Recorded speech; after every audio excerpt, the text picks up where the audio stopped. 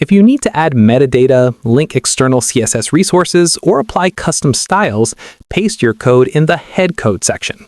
This injects your code right before the closing head tag across every page. If you're adding functional scripts, scroll down and paste them into the footer code section, which places them right before the closing body tag.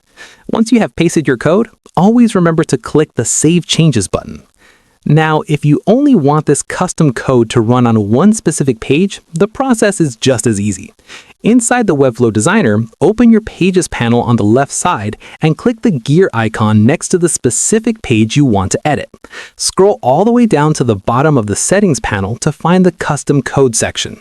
Just like the site-wide settings, you'll find dedicated areas for both the inside head tag and the before body tag.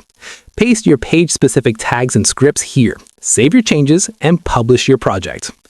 Once your site is published, it will execute those custom scripts and styles flawlessly, giving you completely tailored functionality and a highly upgraded visitor experience precisely where you need it, without bloating your entire project with unnecessary global code. If this code implementation guide helped you out, hit that like button and subscribe for more straightforward Webflow tutorials. Drop a comment below letting me know what custom script you're trying to install next, and I will see you in the next video.